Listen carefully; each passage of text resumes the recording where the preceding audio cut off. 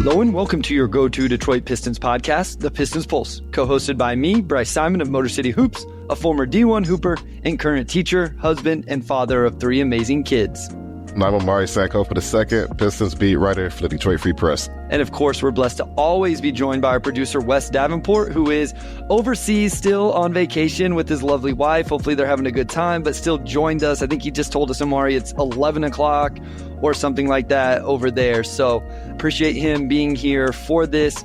On this episode, we are going to recap Summer League. We'll talk Ron Holland, Bobi Klintman, Jenkins, Tolu Smith, whoever you guys want to talk about, we'll talk about and kind of finish up Summer League. And then we will talk some rotation stuff, right, Omari? Yes, Matthew Harrison. But what time is it in Brazil, Omari? This will live on.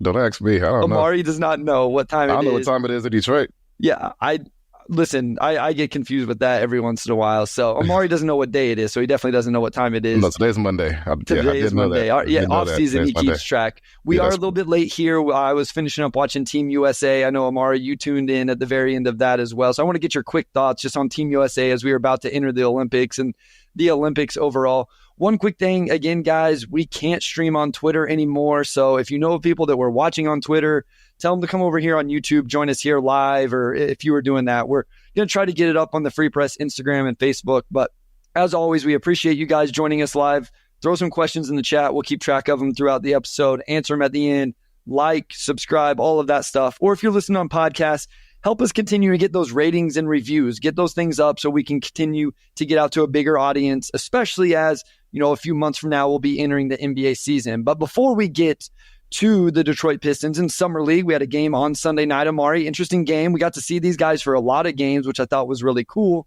What did you think about Team USA, just what you've seen so far? Do you have some concerns with these close games we've seen them play throughout these exhibitions?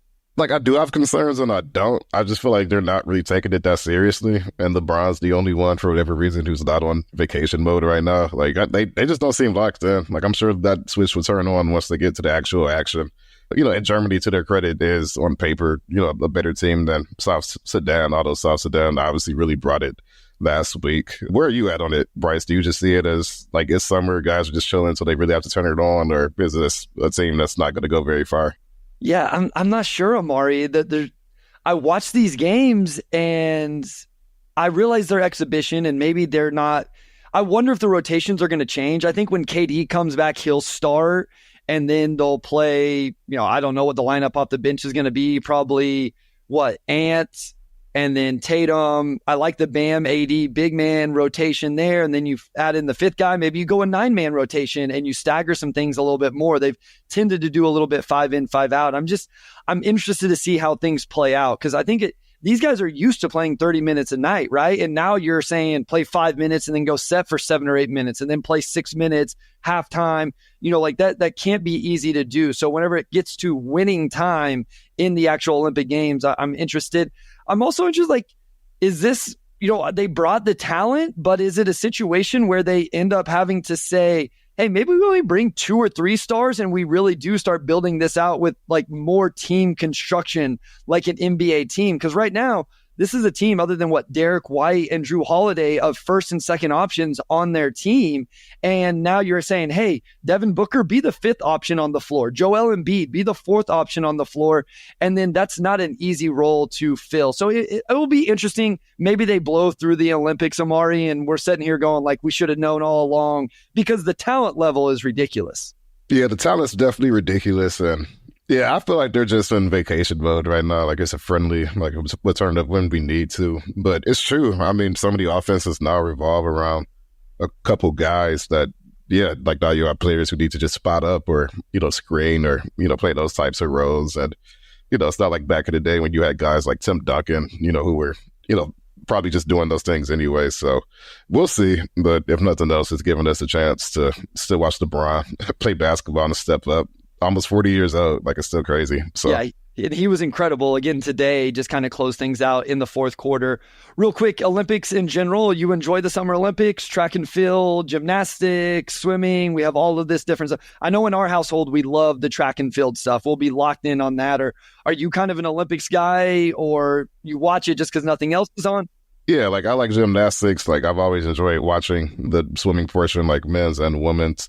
Diving has always been fun to watch. Like honestly, I'll turn on pretty much anything. Like it doesn't really matter to me. But I mean, of course, when you get to watch some of the top athletes, that's always fun too. But yeah, like I'll definitely, especially this time of year, like you never get like sports like this time of year. Like you'll get baseball, and I'm not really a baseball guy. I don't know if you're a baseball guy, Bryce, but it's usually a dead period. So I'm looking forward to it. Yeah, not a baseball guy. I was thinking about this the other day. I don't know that I could name 10 Major League Baseball players right now. Couldn't tell you anybody on the Tigers. I don't know who's winning, who's losing, who the favorites are, anything like that. So I have no idea. But let's go ahead and get into Pistons now. We do have some Summer League to discuss, right? We got 5 games from most of these guys. Ron Holland missed, game 2 because it was a back-to-back, and he'd set out the first game of that back-to-back. But the other guys, we got 5. So let's just go one by one. Let's start with Ron Holland. Just the numbers to start us off, Omari. 18.8 points, 6.5 rebounds, 2.3 assists, steal and a half, block, only 1 turnover. I think that's definitely something we should talk about at some point. 41% from the field on almost 18 attempts, 24% from 3 on a little over 4, 65% on 5 free throw attempts. 2 of those rebounds were offensive. What were your overall thoughts on Ron Holland? I know we saw a pretty good game on Sunday night, but 4-game sample size, what are your takeaways from watching him in Summer League? Yeah, it's interesting that just in those first couple of games, it seemed like he would be somebody who would be a little bit better against actual NBA guys surrounded by NBA guys just because of what he can do in space. And then as Summer League went on, they got him involved just, working in space a lot more. You can see his teammates looking for him in transition, and he was by far the best open floor threat on that team. It's kind of funny just how much his stats really just reflected where he was with the G League Ignite, right? Like he got points up however he could get them. The rebounding was there, like obviously the steals, blocks, like he had multiple of at least one of those categories in each game. The playmaking, like, I don't know if he's like a primary initiator type guy, but I think he could definitely keep the ball moving within the scheme of the offense. And then he got a couple of threes to fall last night as well, which obviously was the big question mark. He only shot 24%.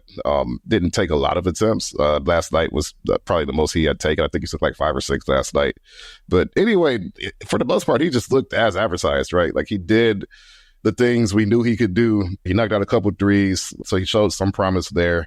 And overall, I would say I'm certainly not lower on him than I was before. I think seeing how he can operate in those spaces as a cutter in transition, cleaned this up really well for this team. I think especially after last night, you come away pretty encouraged about what he can do right now. And he's really good defensively already, too. Like, I got to give him credit for that as well. I thought he really moved his feet well, and the effort was always there, too. Yeah, I thought it was good to see some of the off-ball movement that he's able to provide, and the offensive rebounding backs that up with 2 per game in probably less than 30 minutes a game. Yeah, 27.4 minutes per game.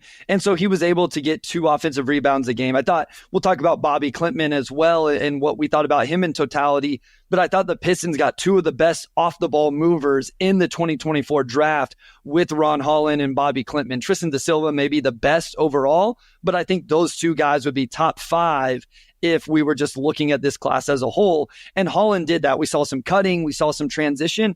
Let's stay offensively right here. What would be the biggest thing? Like, man, it would be really cool if he developed this between Summer League and the start of the season. And, the 3-point shooting is one thing, Omari, maybe a little bit more creativity with the handle. I thought he showed good touch around the rim, but I thought he struggled through contact at times around the rim. He struggled to finish and figure out some of that finishing over contest. Now, there was one game where he had 2 and 1s where he took the physicality, and was able to finish it. But then there were some other games where he got blocked. Maybe it was bad decisions. Maybe he should have kicked some of those. But what is the biggest thing you would go, man, if he bumped this 10% between now and September that you would be really intrigued by on the offensive end? Yeah, I mean, I think the 3-point shooting is the obvious one, but I would say what stood out early, even before he got his first 3 to fall, was his range in between. I think one of his first buckets was a little right-handed floater, and he went to that push shot a few times. And just his overall touch around the rim, I thought seemed really, really solid. Like he just had a knack for, getting the ball on the right placements. And again, I think that in-between range, if he's a guy that can not only finish pretty highly at the rim, but really work in that, 4 to 9 feet range as well. I think that could really open things up for him. And I think guys that have that type of touch, you typically feel pretty good about them being able to expand their range as well. So for me, the outside shooting's not going to be as big an emphasis as a rookie. He's going to have some nights where he can knock a few down. It's probably going to be like any rookie a couple of years before he really gets used to the NBA pace and, everything along with that. But if he can just be pretty solid from mid-range and in that area, I thought he showed some promise there, and I think that's something that could carry over. Yeah, YouTube user says, I don't know if he was talking about this. There's a separate conversation going on in the chat about Marcus Sasser right now, but summer league percentage is irrelevant to me. It's more about process and decision making. I wouldn't say it's irrelevant. I think it means something, but yeah, like guys can get on a heater for 4 games or they can go in a slump for 4 games. We saw Reed Shepherd, who almost everybody would have said is the best floor spacer in the draft, not shoot extremely well during his games at Summer League. Now, it was impressive because he still scored 20 points a game, even not shooting it well from 3. But for Holland, it was about what type of shots was he taking? How did the jumper look?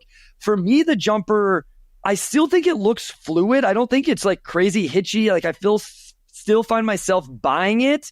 But I think what I noticed at times is it's a little bit of a left to right follow through. Like it kind of fades off to the right.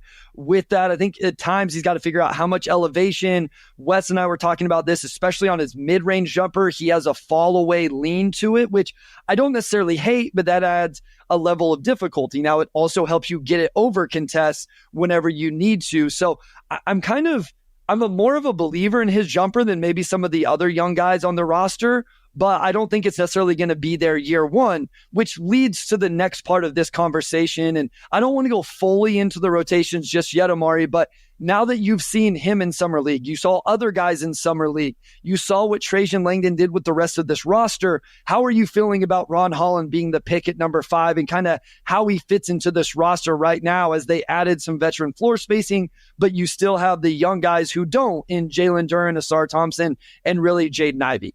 Yeah, I mean, I think he could find a role, pretty solidly, but I don't know exactly where he would be in the pecking order. But if the defensive intensity carries over, he's a defensive playmaker. Like it's one thing to just be able to stay in front of guys, but he produces a lot of turnovers as well. And if you could get enough shooting around him, like let's say you have Cade, Malik Beasley, maybe you have Tobias or Simone in there at the other 4 spot, and Stu, you could just allow Ron Holland to just sort of run free, right? Like I think he would have open lanes to attack half court, and then you combine that again with the defensive effort, and you're probably looking at a guy who could, even if it's just 8-10 minutes a night, come in and make some sort of impact with the minutes he does play. So they're going to have to find the right balance because you also have Asar.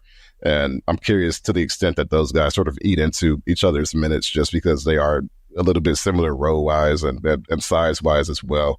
But overall, to me, that's his path, right? If just add defense, like add that emphasis on defense, and then offensively continue to attack open space and, be the athletic finisher that this team is. Like, I wouldn't say that they're looking for it, but they have some guys who have not quite gotten there yet. So Ryan can also help fill that gap.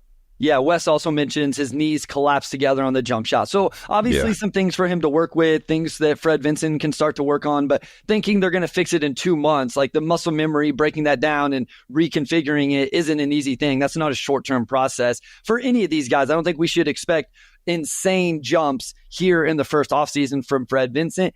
It's funny you bring up Asar because every time I watch Summer League, I find myself going, man, I want to see this Asar and Ron Holland thing work together. And so that's the lineup I try to figure out in my head, not really as a starting lineup, even Omari, but as something coming off the bench of, okay, those are your 2 wings. Maybe you put a floor spacing big like Stu around them.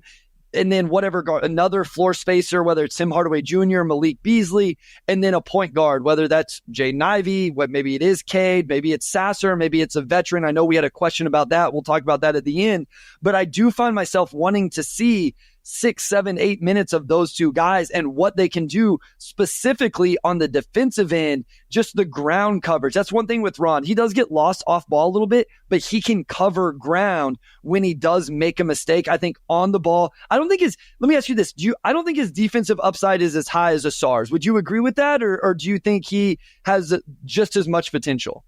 I think Asar probably will end up having more defensive versatility just because I think he's more of a pure leaper than Ron is, and we've seen him sort of make those rotations on defense. But perimeter-wise, I would actually put those guys pretty closely to each other. Although Ron's obviously got to show that he can do it against the, Shays of the world and those types of guys as well. So just because Asar already has a season, then I think you have to give him the nod at this point. So Cruza says, I don't think the Pistons can get away with having Ron and Asar on the floor at the same time. I think I disagree a little bit. I mean, if by that account, then you can't play Asar and Duran together, or you can't play Asar and Ivy together. And if that's the case, then this is going to be really interesting how they're going to get these guys on the floor. I think there is I'm not saying it's perfect, Cruza. Like, I understand there could still be some spacing concerns, but it could be an adventure. You're right. But I think we got to remember, guys, this isn't a team that's going to be in the play-in. They're not going to win 40, 50 games. And so I still think you want to try some of this stuff out for small segments at a time. I'm not saying it's going to be perfect, but if you put the right floor spacing around them, I do think it's possible, especially if Asar is improving with his passing. Like him being able to move the ball and do those things would be a huge part of that. Now, you definitely couldn't have a non-floor spacer on the floor like you couldn't have those two and Jalen Duran. Like that would be no way at all. I'm not saying you want to play major minutes of this 82-0 loading, says Chuck Brewer. Absolutely. That will probably go away fairly quickly. So let's move on to... I have a question. Yeah, just a quick question for you. We talked about this a few weeks ago, but are you still seeing Ron as more of a 2-3 and Asar as a 3-4, or did Ron maybe show you a little bit more than you expected as maybe a bigger wing in Summer League? So Wes also says non-shooter versus bad shooter is also a thing. Duran and Asar are non-shooters right now. Yeah. Ivy and Holland are different degrees of bad shooters. I think I would agree with that in terms of complete non-floor spacers versus just guys that are bad floor space. Like, you may still confuse. We saw people close out to Asar Thompson just because guys kind of forget the scouting report or whatever. I assume that's going to happen with Ron Holland as well. But to answer your question, I think we had this. Yeah, Big Cheese said, should Holland play more minutes at the 2 or at the 3? Those things are a little bit interchangeable to me. What I would say is Ron shouldn't be, definitely not your primary initiator at all. Like, that's not a thing at all to me. He is completely an off the ball player, in my opinion, Omari. I also don't think he's a 4. I don't think he plays big enough to be a forward. Like, that's why I don't call him a forward. I think Asar I would characterize as a wing/forward, because I do think his athleticism, size, even looked bigger at Summer League. I know we got some comments about that on Twitter, and just seeing him walk by, someone comment like, look at his arms, they definitely look bigger. I think Asar can moonlight at the 4 and be fine with that. I don't see that with Ron. I see him as a 2-3. Like, he is a true wing to me. Off the ball wing is how I would look at Ron. He can't be your primary guy. I don't even love him like as a secondary creator, but I think he can do that enough. I love Ron Holland when the advantage has been created for him, and then he can attack that downhill finish. And honestly, I didn't think his decision-making was that bad. Just going back to 1 turnover per game with the amount of usage he had, I don't think he was just doing crazy things decision-making wise. He may not have been a great creator, but I don't think he was bad with his decision-making. So what did you think? Did you see some forward-y type stuff where maybe he could moonlight at the 4 position for this team? I do see him as much more of a 2 and 3 right now for a lot of the same reasons you mentioned. Some of that's like frame related too. Like, he's just a bit, I mean, he has like a 18, 19-year-old's frame. Like, he'll add, some muscle as he gets earlier in his career. But I don't know if I want him defending players bigger than him right now. Like, I think you could probably put him on other wings. I mean, he's 6'7" without shoes. Like, you're looking at 6'8" with shoes, 6'11" wingspan. You could play him, I think, 2 and 3, maybe a small ball 4 against certain lineups. But I think you could probably put him defensively on any 2 or 3 in the league and feel pretty good about it. I don't think they need him at the 4, though. They paid Tobias Harris $26 million to come in and play. Yeah. The only way that ends up being something I'm upset about is if they don't play him 30 minutes a night, or obviously if he plays awful because of whatever reason. That's not something I anticipate. So you're looking at 30 minutes right there from him. I think Asar at the 4 makes sense. Fontecchio at the 4 would be very interesting. I think there's some lineups where you do that just because of the floor spacing stuff. I think there's going to be nights where Isaiah does still play at the 4. Again, hopefully it's more at the 5, but there are some nights and some minutes where he plays at the 4. So I don't think he'll be asked to do that barring injuries or, something with that. So I don't think he has to. Right quick before we go to break, Devon says, I never catch this live. Appreciate you. Happy to have you. Glad you were able to. Again, guys, get in some questions. We'll take those at the end. But right now, we're going to go to a short break. Omari, when we come back, let's talk Bobi Klintman. Marcus Sasser is a guy we definitely need to talk about. And then we can touch quickly on Donis Jenkins and Tolu Smith before we get into the bigger picture of the rotations.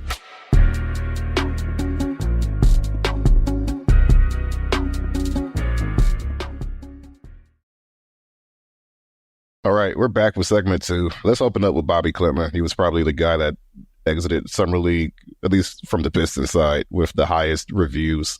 Just in what you saw from him scouting-wise, and then what he showed in Summer League, particularly as a passer, how taken aback were you with just some of the passes he was able to throw with ease? I mean, he probably left 5-6 assists, if not 7, on the table over the course of the entire week. Yeah, so Klintman, just the stats real quick. Just under 30 minutes, 11.2 points, 7.2 rebounds. That's something I think we need to talk about as well. 3.8 assists, 1 steal, half a block, 2 turnovers on 42% from the field, 10 attempts, 42% from 3 on over 6, 50% from the free throw line on 0.4. So that's 2 attempts or something like that is all he got from the free throw line.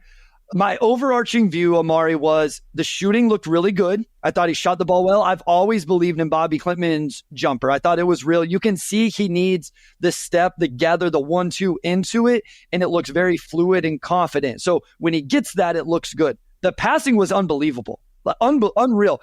Almost a 2-to-1 assist to turnover ratio is insane. Yeah. And then obviously we watched every second of it, and probably most of our listeners do, because if you listen to the Pistons Pulse, you're probably a diehard like we are whenever you're just kind of nerding out and geeking out on this stuff. I thought his passing went beyond even those numbers. I thought it just really, really stood out. He struggles to put it on the deck. I thought the ball handling was an issue. He struggled with that. I thought the off-ball movement, cutting, offensive rebounding, as I mentioned earlier, was good. That was something pre-draft that I loved about him. I didn't love the passing pre-draft, so this was something that surprised me a little bit. Defensively, there's some work to do. Bobi really struggled off the ball, specifically the last 2 games. I had a lot of notes of him getting beat backdoor. Pakum Dadie had like 3 backdoor cuts on him just in that Knicks game. And then somebody got him in this last game on Sunday night as well. So I think that may be the biggest place for Klintman is, okay, continue to knock down shots, but he's got to figure out that off-ball defense, kind of that engagement and not getting beat backdoor. He can't be a negative with those type of things. Yeah, and that's a fair point. And you wonder how much of that is, just something he needs to work on, or just the overall pace of Summer League. Yeah. It seems like especially those first 3.5 games were just extremely chaotic. I think Klintman, I did come away wondering if he is a 4, just because he does have so much of a slim frame. And I think Patrick Heights actually mentioned that here. Bobi seems like a jumbo 2-3 to Nick Batum type of bro. I don't know that he's a big. Where are you as far as that? I still think there are lineups where he could play the 4, but I did come away from this thinking maybe he is a little bit more of a 3, just because he does have a little bit more of a slight frame. Yeah, I don't think he's a big at all. I think in my pre-draft scouting, I almost labeled him a wing/forward because of that slight frame, where I think somebody mentioned, potentially playing the 2. I'm not sure he's a 2. I think he's a 3-4. I think he's a wing forward. Hopefully, as his body fills out, he's a true forward that really fills into that 4-man spot. This is an archetype and a role that we've talked a lot about that the Pistons seem to struggle to fill, which, the signing of Tobias Harris fills that at least for a couple of years. And Patrick also brings up, where I brought up the off-ball defense was a negative. He's worried about on the ball. Yeah, defense is a real concern. He doesn't make a ton of plays defensively. Would nice to see him with some like low man rim protection, those type of things. I thought the offensive and defensive rebounding was a positive. Rebounding was a very good thing to see from him. I don't see him, I know people got excited, and I understand why, because he is a bigger player that passed the ball well and knocked down threes.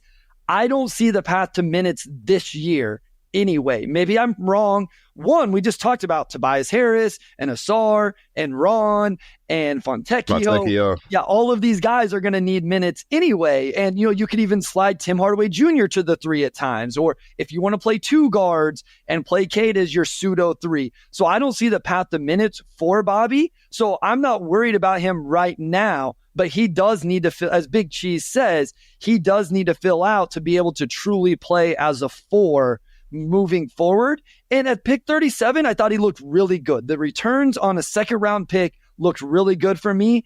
And I'm excited. This was a guy I had as a borderline first round pick. So I liked the pick then, and Summer League gave me no reason not to think the same thing.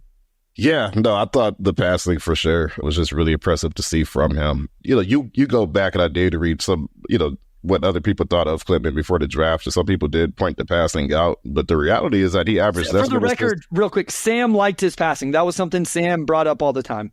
Yeah, but he averaged less than an assist per game in Australia last year. He averaged under an assist at Wake Forest the year before, with more than twice the turnovers per game, I think, in like both seasons. I think at Wake Forest, he might have turned it over almost 3 times more than he assisted it. So I don't know if that's just him stepping into a more modern NBA scheme with guys who can make, plays happen off ball that, tapped into that aspect of his game. But if he could really, really pass it, I do wonder if that could open up minutes for him that he may not have gotten otherwise. And I think regardless, he's going to need some injury help just because they do have options at the 4 who are more proven at this point. But overall, I agree with you. I thought for the 37th pick, Klintman really did show a lot that you would want to be. Let's talk about Sasser real quick. He did find his shot a little bit toward the end, but I think the question with him coming in was can he be that backup point guard this team needs, right? And I don't know if we saw that. Where are you at overall with what Sasser did in Las Vegas? Yeah, so Chuck Brewer asked this question. Summer League is to work on things, but did Sasser help or hurt his future with the team? I don't know. Like, it's so hard right now because I feel like at one point we felt like we had an idea of who Troy Weaver preferred, who we liked, what he liked, who he was in on, and all of those type of things. Now with Trajan Langdon, outside of taking Ron Holland 5th, obviously you would think he really liked Ron Holland. He didn't even trade back. He just stayed at 5 and took him. Bobi Klintman, the free agent sightings, all of those things. Those are the only guys we really know what Trajan truly feels about. And not only that, then we bring in, a new coaching staff as well. So I don't know how the organization feels about him in general. I will say, I don't think this was an overly positive summer league for Marcus Sasser. I do agree that summer league is a place to work on things where you can go outside of what you do. So for Sasser, trying to play him as a true point guard, I don't think he was trying to do that though. Like, I didn't see that in his game in regard, like he did average 5 assists, but 3.5 turnovers. I thought Jenkins attacking and creating for others stood out more to me than Sasser's did. I don't care that Sasser didn't shoot it well. We know that he's going to be able to knock down shots. We've seen that at the NBA level. And, again, these guys go through ups and downs.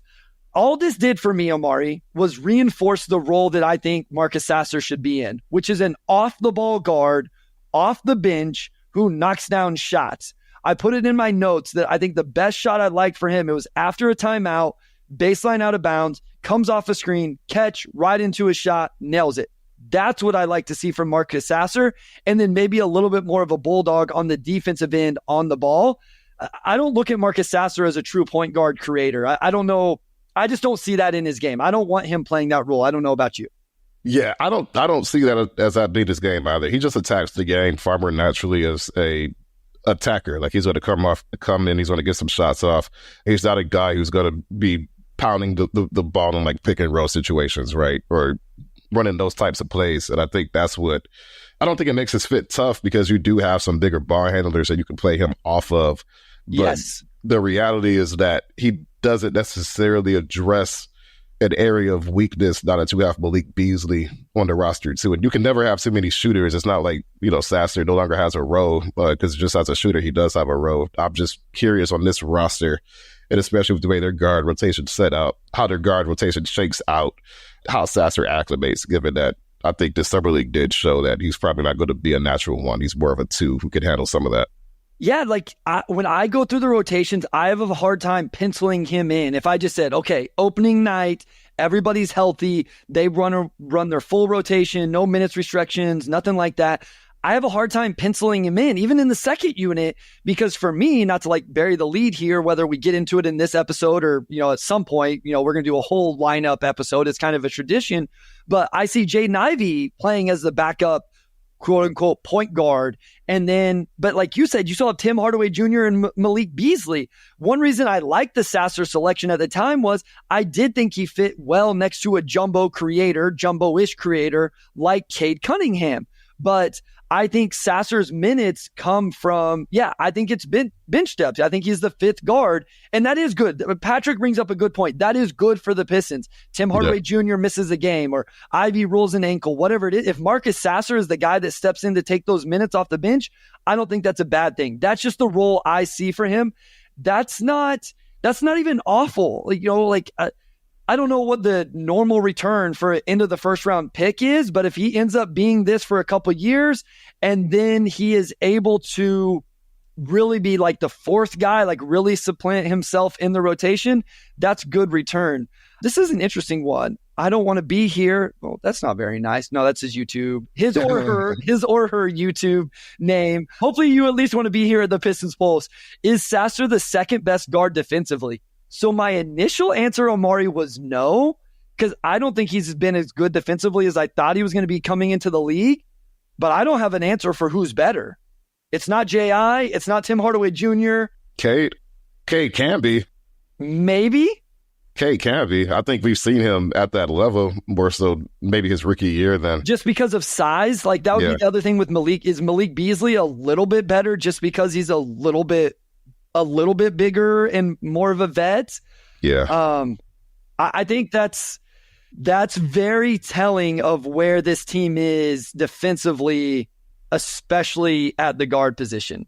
That's very telling. Defensive guys are much more, I think, in the forward rotation. They're guards, and they've been in this spot for a minute, but they just need their guards to, like Ivy, like Cade, they just have to lock in defensively. Like that's really it. That's been the plan. They said, I don't want my YouTube name to be my real name. Love the pod. We appreciate we were just having fun with you.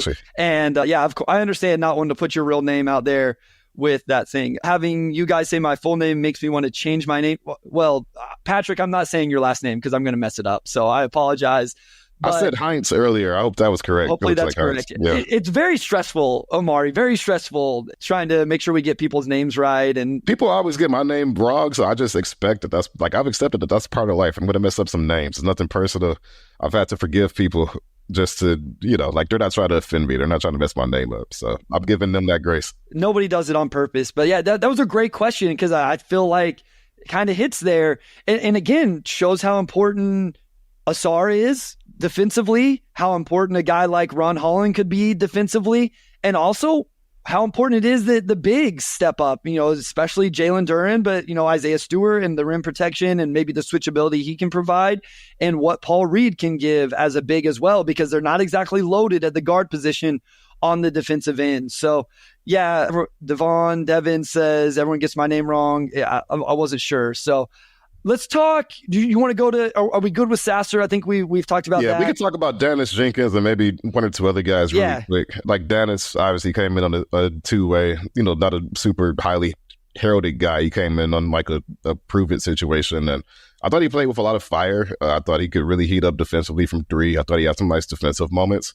And playmaking-wise, I don't know if he's a primary guy or more of a secondary, but I thought he did assert himself playmaking-wise, especially in those earlier games where nobody really stepped up on that front outside of Klintman. So I did come away, a little bit impressed by Jenkins. He's 6'4", he's got good size. I thought he played with some fire. I thought he played pretty well. Yeah, so 5 games, 26 minutes a game, 9.6 points, 3.2 rebounds, 3.8 assists, 1.2 steals, and 1.2 blocks. Omari, we got to talk about the block shots at some point. Yeah, he's a playmaker defensively for sure. Yeah, 1.8 turnovers, 35% from the field, not great. 33% from three, 92% from the free throw line. I think that was a big thing. He's not a guy that's going to score at the rim. He was able to get into the paint. I thought he had like some twitchy, explosive first step and change of speed, change of direction stuff. So I like seeing that offensively. When he was making shots, it looked really good, especially from three. I think that's kind of what he's going to do. I thought defensively is where he stood out to me. I thought he was a really good ball screen navigator. And I went back and found a scouting report from Ersin Dimmer. I hope I say his name right. And I tweeted this out, guys. So if you follow me on Twitter at Motor City Hoops, you can see his pre-draft scout, and he brought this up with Dennis Jenkins as well, how good he was navigating ball screens. And I think that's really good film to watch if you kind of want to see what it's like. He does a great job of it. And I just found myself going, man, if Jaden Ivey would do this, if Marcus Sasser would do this, it would look really good. And that helps the bigs out a lot. So Dennis was interesting. I don't know that I'm like, hey, put him on the standard roster at all, but I love him being on the two-way. I think that's a good spot for him. He can come up and play if there's crazy injuries or maybe they get to the end of the year or something like that. But here's what I love about it. That's a great guy to run your G League. That's a great guy to run the Motor City Cruise this year and make sure the other guys like a Bobi Klintman are getting the shots they're supposed to be getting. Yeah, and Jenkins, too, just some of the threes he hit. I know that three-point percentage didn't look great, but he had a game where he hit 6. I think that was either game 2 or game 3. And yeah, absolutely. Like, I agree. I think he's somebody that you could look forward to watching with the Motor City Cruise, just seeing how his athleticism translates, if he could really, be a playmaker. He did average, more than 2 assists for every turnover, which is pretty good. So, yeah, I'm very curious to watch more of him and see who he can become. We still have, about 4 minutes left of this segment. Let's talk about Tolu Smith. Yeah, we got so Steven Sugg says, what about Tolu Smith? Do you think he's at least earned a spot in the G League Cruise? Yes, 1,000%. I think if they can get him on the Cruise, that would be awesome. YouTube user says, isn't an NBA athlete, but showed nice in Summer League. I think the athleticism, Omari, is probably what's keeping me from saying, hey, give him that third two-way spot.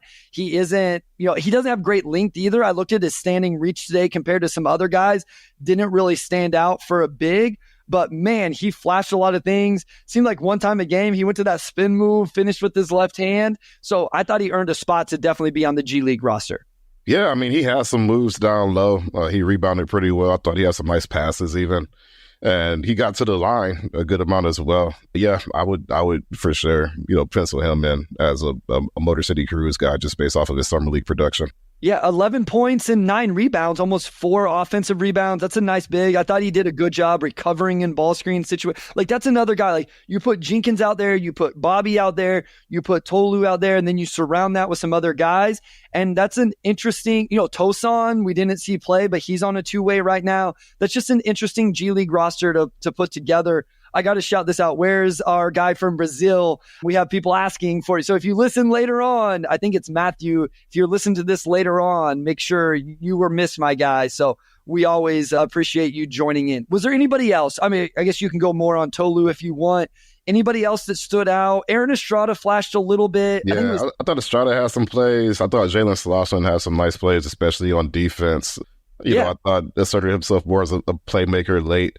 And Jace Johnson, too. And I think he's been in the G League for a couple of years, but he was really productive as just an interior scorer and rebounder. So I thought a few guys on this team that ended up standing out in the minutes that they did play. Javante McCoy, Javante McCoy. I thought he had some nice moments toward the last 2 games. Yeah, Wes brings up Sam Peake, who flashed more so in this most recent game as well. So listen, this is how we're all in on this, Omari. We've spent the last 5-10 minutes talking Dennis Jenkins, Tolu Smith, Sam Peake, Jalen Slauson, Aaron Estrada. That's what we do here. Like, we're not just talking 40 minutes of Ron Holland and Bobi Klintman and Marcus Sasser. We're doing a deep dive. We're doing a deep dive. That's right. What we do. We're geeking out. We're sickos, as they like to call it in the NBA draft world. Whenever you go to the under radar guys, you're considered a sicko.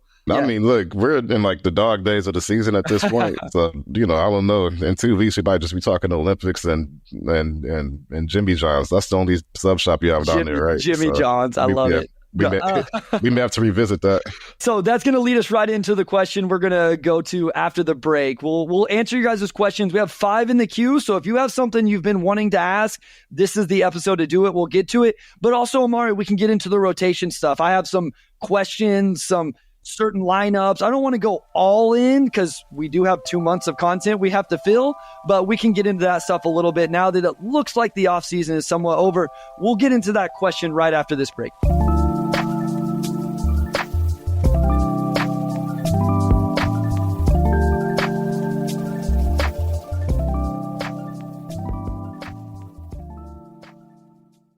All right, we're back with segment 3. We're going to talk about the rotations a little bit. But first, we'll lead off with Derek Brown here. Do you guys find it hard to come up with content in the summer. I would say, honestly, it hasn't really been super hard just because we could just fall back on just riffing and teasing each other if everything else fails. Like I remember we had Laz on a couple of years, and the combo just completely descended into chaos for like the last 20 minutes. But we'll see. We'll see this year. We'll see. I don't know. Maybe they'll bail us out with another trade at some point, but it definitely can be challenging, especially when you get to August and there's just like nothing going on at all. Yeah, Wes says, nah, we just get to have more fun. Yeah. That's true. There'll be more sheet or sham. We'll come up with some game. Like we do, I think we do like drafting things, trying to draft the best teams and stuff like that. The other thing is, because of the moves, I assume we'll have Keith Smith on soon. We'll have Laz on soon. Maybe we'll bring Sam back on. And with those guys, then we can revisit the entirety of the offseason. What did they think about the different moves that were made, the draft picks? So you can go to that well a little bit also. I will say I do stress about it more than I do during the regular season. Regular season is pretty easy, right? The offseason, trade deadline, all of that. We didn't even have an outline for this episode, to be honest with you guys. This is one of the first times. Wes is overseas, so obviously we weren't going to ask him to do that. But we just showed up and we started talking. I don't know that we could do that over the next 7 or 8 episodes, though. We're going to have to come up with a little bit of a plan. And that's why we pay Wes the big bucks, is because he's the one that locks that in for us. Yeah, we'll see. We'll see. I typically like the time where we just have to literally come up with content. But again, we'll definitely do some sheet and sham. We'll do all of that, and we'll try to have some fun with it this year. Bryce, just touching on the rotations real quick. Who's your starting 5 right now? Like if you had to, like if the regular season starts tomorrow, like who are you starting? Yeah, so here Steven says there's 13 guys on this team are rotation guys. So which 3 guys are the odd men out? So if I really just had to nail something down, I think I would give preference to the guys that are a little bit older in terms of the draft. And so I want to find out what Jaden Ivey and Jalen Duren are. So right now, today, with the caveat that maybe somebody comes at me with an argument that convinces me otherwise, Wes, you get in this as well. Put yours in the private chat. Yeah, Pete, it's in there. I think me and Wes are aligned. Okay, so I would say Cade, Jaden, Tech, Harris, and Duren. Okay, so we're all on the same page. Is that what he said also? Yeah. Oh, well, that's no fun. What's wrong with us? This is boring. It's like when we all agree. We need some debate. And so my thing is you get one non-shooter, Jalen Duren, and one bad shooter, Jaden Ivey. Put the ball in Cade's hands, and then you have 2 floor spacers in Tech and Harris. I like how those fill out. The other thing we have to remember with Asar is the injury, the blood clots. Like, what has this offseason been? Do you want to work him in a little bit slowly? Stuff like that. And then, as K-Barb says, Ivy backup point guard, Jaden Ivey would be my first sub, and it would be pretty quick. It would be like 5 minutes, and I would sub Jaden Ivey out, and I would put in Tim Hardaway Jr. or Malik Beasley Omari. And then when I brought in one of those guys, I would sub out Tech or Harris, and I would bring in Asar 5 minutes into the game. And then when I was ready to bring in Ron Holland, maybe I sub Duren out and I bring in Stu. So that's kind of how I see this thing playing out. So we all had the same starting 5. So let's do like first 5 off the bench. And okay, yeah. This would probably vary depending on, matchup and whatnot. But you mentioned Holland, you mentioned Asar. Let's assume everybody has full health and everything. Who, like, if you have a full 10-man rotation, who's at 6 through 10? So if I stay with those 5 starters, I think Stu's the 5 off the bench right now. I would then consider Asar to be the 4, Holland to be the 3. What I haven't quite reconciled is I think I can. So then Tim Hardaway Jr. and Malik Beasley would be my 2s, like my 1-2. Yeah. But Ivy would actually play as the backup point guard. Does that make sense? Because I would bring in Tim Hardaway Jr. and then my backup unit would be Ivy and Beasley. So I guess I would leave out what's that leaving out? Sasser? It leaves out Sasser, Klintman, Wendell Moore. And Paul Reed. Yeah. Yeah. And so I think Paul Reed plays whenever there's some minutes at the 4 for Stu. Like maybe you play a bigger team and you don't play Holland that night and play Stu at the 4 and you play those guys together. Obviously injuries. And then Sasser same thing. We talked about this at the guard spot. Yeah. So I think if you have those 4 on the outside, Well, I won't say the only guy, but you did acquire Paul Reed, who, I'd be curious. Like, we've talked about Paul Reed a little bit, but do you have to play Paul Reed, or are you comfortable with him just being like your third big? Like, does he push Duren and Stu for minutes? Yeah, I would say no, but I don't know how Paul Reed feels. And you claimed him off. Like, the contract doesn't say it, right? To me, Tobias's contract says it.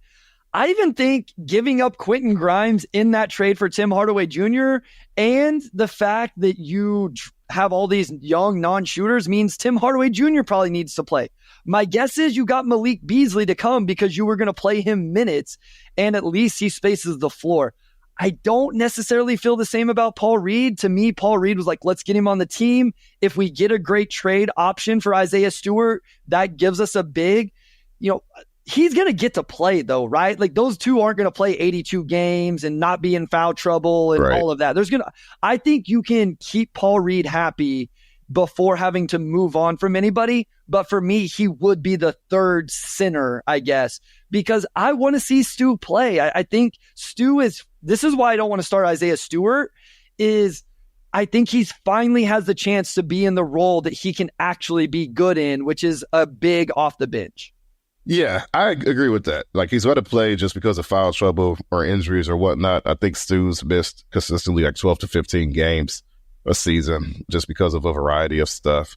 And it's just weird because I feel like the Pistons have not really been in a position where they have three clear rotation bigs who all bring a little bit of something different. But I think bottom line, especially with Duren being a year away from extension eligibility, you really have to figure out what you have in Duren. Not that I think anybody was questioning if he would have his minutes cut into anyway, but absolutely, I think you start Duren, you figure out what he can be, especially defensively. And I think what hurts Paul Reed, too, is also just the fact that Stu is the only one of those three who can shoot somewhat at volume and with like a decent clip, right? So just rotation-wise, you want to have that stretch five in that group. Maybe against Boston or some teams you play all three bigs, you play Stu at the four a little bit more. I think it gives you more flexibility than you've had in past seasons. Yeah, I was looking up Paul Reed's three-point shooting just to kind of compare to Isaiah Stewart. So yeah, this is kind of crazy. Stu's rookie year, he shot 63 threes at 33%.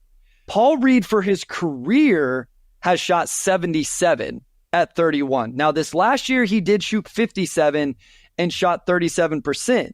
But Stu shot 205 2 years ago in 50 games and 175 this last year in 46 games at 38% this past season. So Stu shot almost 500 in his career at 35%. So that, I think right now, if you have to believe in one as a floor spacer, it's Isaiah Stewart. But as I read that, Omari, the last 2 years, Isaiah Stewart, 50 games, 46 games. So yeah, that's I just remember I said 12 to 15. No, that's more than 12 to 15 games. Yeah, so. That's quite a bit. And then if you look at Jalen Duren, I feel like there's been some ankle injuries. Yeah, 67 and 61. So, maybe those. Yeah, thank you, John. Milroy says, caught the live stream. Love you guys that are able to catch us on those. And then obviously the ones that are here every time. But all of you guys, if those don't overlap, which if they do overlap, then he's starting and playing a ton of minutes. But if they don't, you're looking at let's say 20 games for Stu, 10 for Duren. That's 30 games where he's the second big, and playing plenty of minutes, let alone foul trouble. So I think there's enough minutes for Paul Reed. Straight up. I think there is.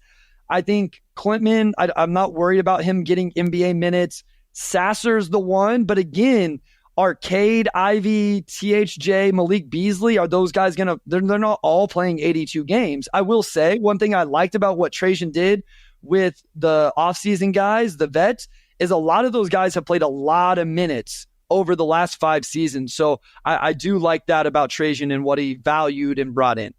No doubt. I have one last rotation question for you before we move on to some of these questions, just because we have about 10 minutes left. They have a roster spot open. We've talked about the lack of depth they have as far as like true point guards. Do you go after, and I think this was actually one of our big questions. Cheese right here. Yeah, which leads us right into it. Do you get a DSJ or a Tyus, or do you value the flexibility you have with that open roster spot? Man, I've gone back and forth with this. I would love the idea of Tyus Jones, My thing with bringing in Tyus is, again, he's going to want to play. If Tyus, I think you have to play Tyus if you have him. Yeah, he's too good not to. And if he comes to Detroit, it's on a 1-year deal. It's to bring his stock back up, right? To then hit free agency next year. So now there's no minutes left for Jaden Ivey to play with the ball in his hands. And so that's my thing. It's hard to argue bringing in the talent, but is it at the expense of the development of Jaden Ivey? My vibe right now is find that third point guard who is the Paul Reed that's not going to be upset if maybe Paul Reed will, I don't know, but find the point guard who won't be crazy upset if they're not playing night in and night out, but will be ready whenever the time comes to come in and just do what needs to be done. I don't think that's Tyus Jones. Is that Dennis Smith Jr.? Maybe. And Dennis Smith Jr. has become you know what Dennis Smith Jr. would be day one? The best guard defender on this team day one, hands down, no question. I'm a little bit more interested in DSJ because I wonder if he would take that role, but I'm kind of surprised neither of these guys are on a roster right now. Yeah, it's pretty surprising. I think Markelle Fultz is still out there too. And, just because of the shooting, I don't know if he's as well of a head full court. I don't know if he's as good of a fit, but to me, if you could get Tyus, you just go get Tyus. It's hard to say no because he's so good, right? Because he's so good. You put him next to Cade and it's just perfect, rock solid. He's elite shooter, elite passer. He just fills so many holes for you. He basically does what Monte Morris did for you last year, except he might actually still be a bit better than Monte Morris. What they need is a Corey Joseph. I think he is at this point. I think he is better than Monte. Yeah, Corey Joseph. People are going to be upset with that one. No, that honestly, that's the guy at this point in his career, right? I mean, just because I'm trying to look through free agencies that are still available, and there's not that vet, right? A lot of these guys. So let's look at you. Markelle Fultz is out there. Tyus Jones, Devontae Graham. I don't think Russell Westbrook's going to the Nuggets. Patty Mills, Isaiah Thomas. That's it for guys that are labeled as point guards on Spot Track. That's it. Yeah. No, I mean, it's really slim pickings at this point. I just wonder, I think we had a question in here as well. They said Kojo signed with Orlando. Missed that one. My bad. If there was another trade, do you guys think another trade is going to happen? This is from DJ Griffin. I would assume there's a chance they still could be the third team in a trade, but I don't think anything substantial outside of that. Yeah, they still have some cap space that they can burn. I think roster-wise, you're looking at the roster at being somewhat at a point of completeness, so maybe some deal comes along that just makes too much sense to, pass on, and that does happen. But to me, it seems more like a signing than a trade. But again, I think it's really tough to say. I would think that there's going to be some type of transaction, whether that's a trade or what. I think it's tougher to peg down, but I do see another transaction happening this summer. Yeah, so Patrick asked about Klintman on defense. We kind of talked about that. Okay, so here's one that's Truck Brewer and Patrick also. So Truck said, the best thing out of Summer League, isn't it nice that somebody we have penciled in as a regular season starter isn't on the Summer League roster? Progress, LOL. Yeah. And Patrick says, it's possible no one on the Summer League roster is in the day run rotation this year. I think that's possible. I mean, we talked about it with Sasser. And then Holland, I wouldn't be shocked if he doesn't play on opening night. I still think that because of the roster and it's not overly loaded at the 3 position, that he could find minutes. But I don't think Ron Holland's playing 20 minutes on opening night. I think it could be 10 to 15 or something like that. Yeah, 10 to 15 seems much more likely to me. But if there is somebody who's in the day one rotation from the Summer League team, then obviously that likely would be Ron Holland. We'll go through these a little quick because we just got a fun one that I think we'll get into. Mel says, did you happen to see Ivy at Summer League? Seemed to like he's a little distant from the other guys. Jaden Ivey's a little bit different. I think it's hard to kind of just judge his demeanor. He's not when I've seen him and stuff like that, it just doesn't seem like he's as outgoing and all of that. So from Flatix, if you had to pick one no-call, non-all-star, my bad, to pair along Cade Cunningham, who would it be? Based on fit, I'd go Miles Turner. And also they said, hey, guys, join in the chat here. So we'd love to hear your answers as well. Miles Turner is a really interesting fit. I think I love that archetype of big anyway. So a floor spacing big that also protects the rim. So I love that call. I don't know who this guy is. I also think a guard next to him that spaces the floor and then really defends, like takes on the primary defensive. I guess it would be like a younger version of Kentavious Caldwell-Pope. That's what I think would fit best next to him in the backcourt. Yeah, I was going to say like a Derek White type, like a guy who can really handle the secondary playmaking, pick up the tougher defensive assignment, and he's become a very, very good three-point shooter as well. I mean, you could say like an Alex Caruso or that type of guy. I had a hard time thinking of a non-All-Star big I would pair with Cade for some reason. Like Miles Turner, I think is the archetype. Chet's not an All-Star yet. Chet's not an All-Star yet. I mean, yeah, like I could say Chet or Evan Mobley, but both of those guys are probably going to make an All-Star game at some point. So, I feel like that would be cheating a little bit. No, I just more so thought like guard or wing as far as that. So if you could get like a Derek White type, I think you'd be in great shape. Yeah, Desmond Bane. Desmond Bane. No, he hasn't been an All-Star. Yeah. Steven Suggs says Asar or Holland on day one. I would say Asar definitely has the inside track, assuming health. DJ Griffin said JB normally used 8 or 9 man rotations in Cleveland. That's another thing to really consider here is I think just for simplicity's sake, we always say like too deep just because, I mean, for me, it's from playing like college football and Madden and stuff like that, but that's not always the way that it works out. All right. So we answered another trade. Let's go to this because I want to keep the fun one for the very last. So Keenan says very broadly, when do you cite a player is what he is? Like Sasser is in a 4-year senior on his second year with the second coach. Can he still learn to change as a point guard? Aberration, but like Brook Lopez evolved. This is a really interesting one and one that I've struggled with, Keenan. It was like Killian Hayes. It was, he's only played this many games. He's still only this old. And then eventually it seemed like it crossed that line really, really fast, Omari, to, well, he's not that young anymore, and he's played this many games, and it's just not going to work. I would say, I will answer this a little more broadly. I think it is harder for players to change their role and archetype than what we give it credit for. I think it's real easy for us to say, go play off the ball, or go play this role, or go play that role. Think about some of these guys. Think about if you played with ball in hand through junior high, through high school, college, all of that. And then now you want to come in and, year 10 in the NBA, and it's like, hey, go space the floor in the corner.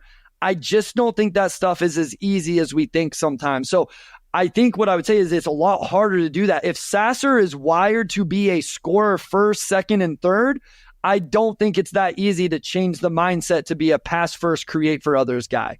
Yeah, I agree with that. I think some of it is like obviously youth, the younger you are, the more malleable you are in theory.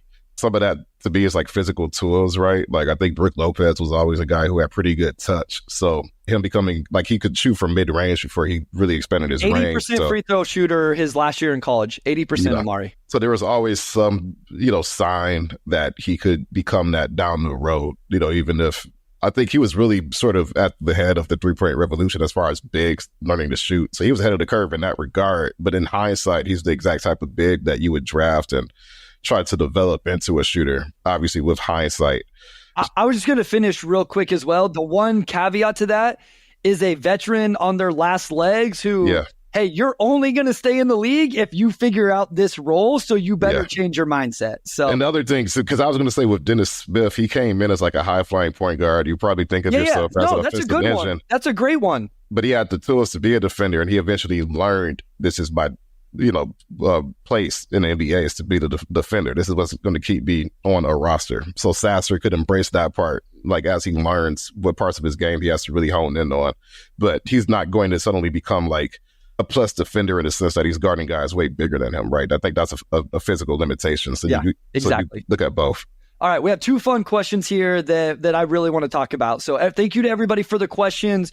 If you have some more, save them for next episode. We'll answer them then. But I want to get to we're going to shift gears here. So if you're only here for Pistons talk, you might want to tune out now because we're going to go a little bit fun.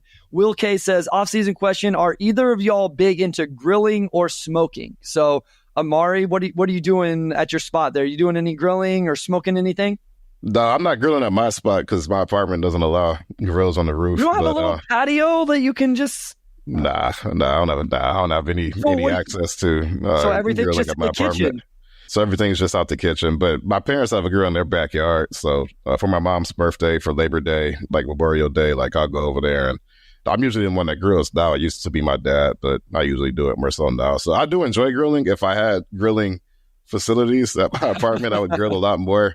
But I haven't really smoked, though. That's like more of a long-term goal for me, is to learn how to smoke. So I have not cooked a meal other than a breakfast since my wife and I got married. So she takes care of everything. She crushes it. She's actually doing it right now. She's grilling something right now as we record this. She takes care of all of it. Whenever it's my turn to cook, it's Subway night or pizza, or I'll drive to, it's about a 20-minute drive to get to like real fast food chains or B-dubs or something like that.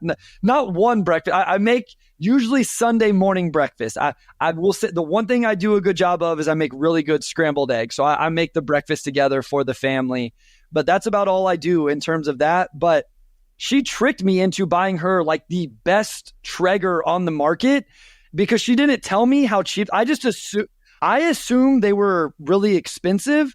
And so I had a number in mind, and she just never told me otherwise. So she got a top of the market Traeger, and she's able to do some pretty good stuff. Wes says he grills, wish he could invest the money and time to smoke meat, but that's not in the cards. So I enjoy eating. I have a lot of fun with it, but I am not good at actually doing it. But I like a little barbecue set outside. I like the smell of it, set out, have a good time with people. Our neighbors, I guess they're not, but across the street, we grill with them a lot. Last one, Sam Ermed. What was the best meal you had in Vegas? So this will be a good one because we only shared one meal. What was the spot we ate at? We went to the Cajun seafood spot across the street. Yeah. I couldn't remember what it was named. Yeah, but which was pretty good. No, it was good. It was a nice little lunch we had there. It was good. But I assume that probably wasn't your best. It wasn't. Well, my best is like, it's the same every year. Like Lotus Aseum. Like I love Thai food. That's one of the best Thai restaurants in the country. And like their fried garlic prawns are just like 10 out of 10. Could eat them every single day. Never get tired of it. So that's like my third or fourth year in a row nominating Lotus Aseum as my best meal. But you had some pretty interesting meals too out there, I saw. So yeah. So actually, Will K says, I love my $100 Weber grill. I will just say this, Will, she talked me into something more expensive than a $100 Weber grill. I will say that. And I was not happy. Shout out to her. That's a good gift. I was not happy whenever I figured out that she had played me. I should have done more research. This was my fault. So after we had the seafood, I actually went to a hotel and had a meal with some people.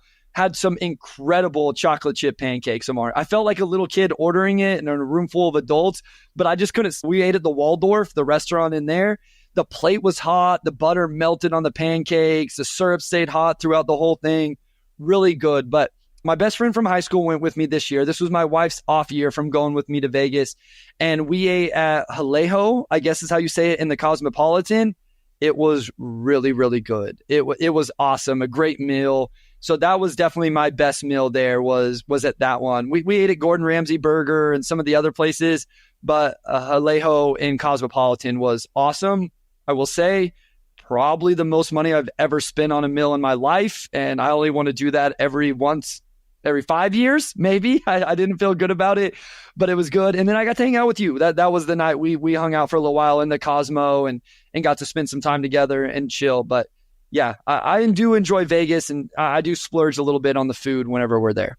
Yeah, Vegas is also the city I've spent the most money on a meal at. It was me, Vince Ellis, and then Sean. We have Sean on the pod a lot, but this was probably 2 years ago. We went to a spot that Vince likes to go to.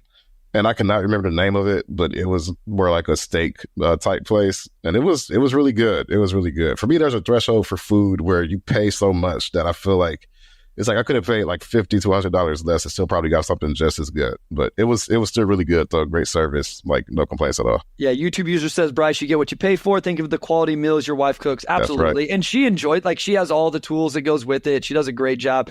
We went down, this was the first time. Have you been to Fremont Street in Vegas? Have you ever gone down there? Yeah, I went last year for a little bit. And it's like, I like the vibe a lot better just because the strip is like a giant Chuck E. Cheese after a while. And it's just like, I got to get somewhere that feels more normal. Did you go to the Fremont experience though? Like that was... You walked through? Yeah. No, I was out. No, it's not cool. It's cool. What's wrong with the experience? No. We walked all the way to one end And I was like, can we please get a taxi here? I do not want to walk back through this, but we wanted to be like by a hotel to make sure the taxi or the Uber was able to find us. So then we walked back through it. I was out. I was over it by the end. But we went down there because we ate at A East down there, which is a nice, it's in Circa, which the Circa Hotel is the one that has the pool, sports betting thing and all of that. We walked through there last year. Like, I don't think we had any food there, but Fremont's cool. Like, you can get like an affordable meal, like probably the only place in Vegas you could get like an actual, well, not the only place in Vegas, but compared to the Strip, you could pay $15 and get like way more food for the money. Yeah, the 8 East, it was good, but okay. Yeah. So we ate green beans and they made my tongue tingle. Like, remember the flower drink at Cosmo? Yeah. It was the exact same thing. And so I pulled the waiter over. I was like, hey, what? And I don't remember what it's called, whatever sauce or whatever they put on the green beans, but that's what it does. And it was kind of interesting because it kind of changed the taste of the rest of the meal. But you're becoming a spice guy. Huh? You're becoming a spice guy. Wes, okay, you better cook Wes for this. Wes says Panda Express at 3 a.m. about 5 years ago, best Vegas meal I ever had. All right, but Wes, we got to get you out to Vegas, and we got to. I like Panda Express. I'll defend Panda Express. Sure, but we got to Vegas has that. Like, we could do better, Wes. 2 years ago, we had Chick-fil-A at 2 or 3 in the morning, and I'm sure it tasted great, but it wasn't the best meal we had while we were there. So not the best meal, no. Wes, real quick, as we're closing it out, what's your best meal overseas so far? Wes has been over in Europe here for the last week. I think he's in Vienna now. Yeah, I wasn't sure where he was at. Like, I'm just always impressed that he has good enough Wi-Fi to join us. So give us this, and then we'll let Omari close it out and let everybody go. So Steven says, that ain't it, Wes. Steven, you are absolutely correct. This is one time I'm very confident that on Twitter, nobody's going to be cooking me for my food taste. Oh, man. He said Omari in London. Amazing Italian food. Italian food. There you go. All right. So good stuff, guys. This was a lot of fun. I'm always impressed by the turnout, even as we really enter the off season now, but we'll find plenty of great stuff to bring you over the next couple months. Thank you guys for tuning in. Again, so that way it gets out on YouTube more. Subscribe, especially if you're from Twitter over on YouTube now. If you're listening on Apple, Spotify, wherever, rate, review, just continue to help us grow this thing out and become the best Pistons podcast out there. Omari, Wes, thank you. Hope you guys are having fun. Travel safe. Omari, take it away, my guy. All right. A big thanks to our audio producer, Robin Chan, our editor-in-chief, Nicole Avery Nichols, and a big shout out to Wes Davenport, as always. And I believe he'll be back domestic this time next week. So we'll talk to you all soon.